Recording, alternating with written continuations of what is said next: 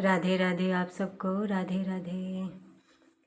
स्त्रियों को किस दिन बाल धोना चाहिए और किस दिन नहीं धोना चाहिए, ये हम आप सबको जानकारी दे रहे हैं। तो रविवार के दिन स्त्रियों को बाल नहीं धोना चाहिए। इसलिए नहीं धोना चाहिए कि उस दिन हमारे रविवार को धोने से संताप बढ़ता है, तो शरीर में हमारे रोग, गर्मी, कष्ट, इसके वजह से हमें रविवार के दिन बाल नहीं धोना चाहिए। सोमवार के दिन बाल धोने से हमारा सौंदर्य मिलता है और सुख प्राप्त होता है। तो बुधवार के दिन बाल धोने से हमें धन की प्राप्ति होती है। तो बुधवार को हम बाल धो सकते हैं, उस दिन धन की प्राप्ति होती है। गुरुवार के दिन धन हानि होता है, उस दिन हमें स्त्रियां बाल नहीं धोती हैं, क्योंकि गुरु पति और पुत्र के माना गया है गुरुवार का दिन। तो उस दिन हमें हर स्त्री को गुरुवार के दिन बाल नहीं धोना चाहिए, क्योंकि कष्ट और हानि जो सौभाग्य का होता है ना, उस पे हानि होता है। तो गुरुवार के दिन इसीलिए बाल धोना मना किया गया है। और वैसे भी जो स्त्रियां गुरुवार का व्रत करती हैं वो एक दिन पहले ही बाल धो लेती हैं, गुरुवार के दिन तो धोती नहीं हैं। तो गुरुवार के दिन बाल इसीलिए नहीं धोना चाहिए। और शुक्रवार के दिन बाल धोने से हमारा शरीर में दुख पीड़ा बढ़ता है, बाधा आता है शुक्रवार के दिन बाल धोने से। लेकिन शुक्रवार के बाल धोने से हमारा सही भी होता है। बाल शुक्रवार को कई शास्त्र ये भी कहते हैं कि मतलब शुक्रवार के दिन जो स्त्री होती हैं उनको बाल धोना चाहिए स्त्रियों। कहीं कहीं ये मना किया जाता है शुक्रवार के दिन। और शनिवार के दिन तो बिल्कुल ही बाल नहीं धोया जाता है, क्योंकि कलह उस दिन बढ़ जाता है। और जो दोष होता है शनि दोष, ये दोष, तो वो दोष भी लगता है। तो इसीलिए शनिवार के दिन स्त्रियां बाल नहीं धोती हैं। और इसमें तिथि भी दिया जाता, तिथि को भी बाल धोने के लिए। तो ये तो रविवार हो गया, एक सप्ताह का रविवार, सोमवार, मंगल ये हो गया। और तिथि में आता है जैसे षष्ठी हो गया, अष्टमी हो गया, अमावस्या हो गया, पूर्णिमा हो गया। तो इन सब तिथियों में भी हमें देखना चाहिए और हमें बाल धोना नहीं चाहिए। पहले के समय में ये सब देख कर के आदमी किया करता था, लेकिन ये आजकल के समय में ये सब कोई नहीं मानता है। बात थोड़ी अच्छी नहीं लगेगी आप सबको, कोई नहीं मानता है, लेकिन ये सब चीज़ें कहीं ना कहीं हमारे जो शास्त्र में लिखा हुआ है ना, बातें कहीं ना कहीं हमारे ऊपर उसका असर पड़ता ही पड़ता है। वो हमें नहीं दिखता है, बात अलग है, लेकिन असर तो पड़ता ही पड़ता है। तो इन सब चीज़ों पे थोड़ा हमें ज़रूर ध्यान देना चाहिए।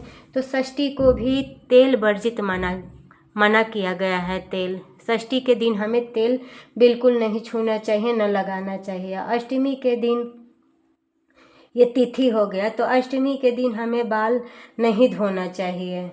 पूर्णिमा के दिन भी बाल हमें नहीं धोना चाहिए। पूर्णिमा और अमावस्या के दिन भी बाल को मना किया गया है कि स्त्री कोई बाल ना धोए।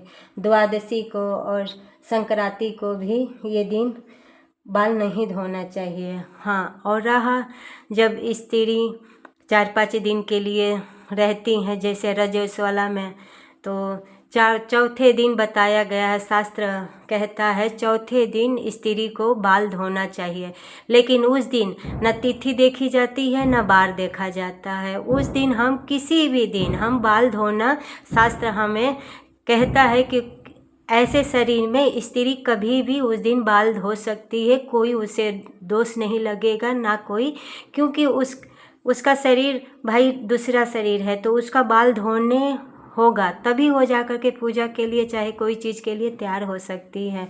तो इसीलिए उस दिन हमें बाल धोना चाहिए चौथे दिन। और 5वें दिन पूजा करने के लिए फिर दोबारा हमें 5वें दिन भी बाल धो करके फिर पूजा करना चाहिए, क्योंकि 5वें दिन आदमी बिल्कुल शुद्ध हो जाता है और भगवान की पूजा सेवा करने के लिए लायक हो जाता है। और 5वें दिन जब हम बाल धो करके भोजन प्रसाद बनाते हैं, तो कहा जाता है कि ब्रह्मा भी उस दिन प्रसाद के लिए तरसते हैं।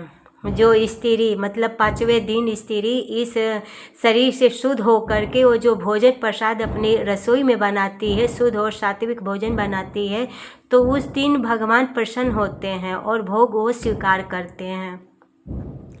तो 5वें दिन हम अपने उस दिन कोई बार नहीं है, कोई तिथि नहीं है, उस दिन ऐसे शरीर में कभी भी हम बाल धो सकते हैं। और एकादशी के दिन तो बिल्कुल ही बाल नहीं धोना चाहिए। एकादशी के दिन भी मना किया जाता है कि बाल नहीं धोना चाहिए।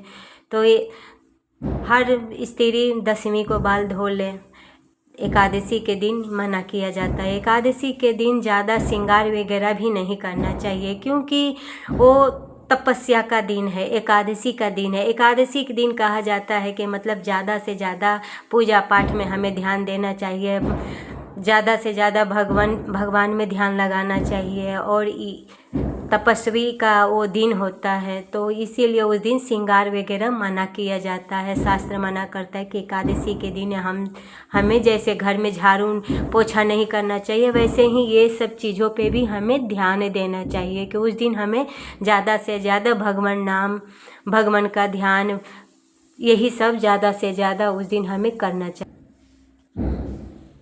हमारे प्यारे कितने सुंदर दिख रहे हैं ना। तो आप सबको ये जानकारी कैसी लगी, आप सब हमें ज़रूर बताना।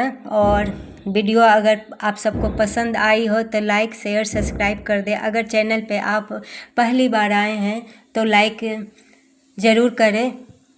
फिर हम मिलते हैं आप सबसे अगले वीडियो में। तब तक के लिए राधे राधे, जय श्री कृष्ण।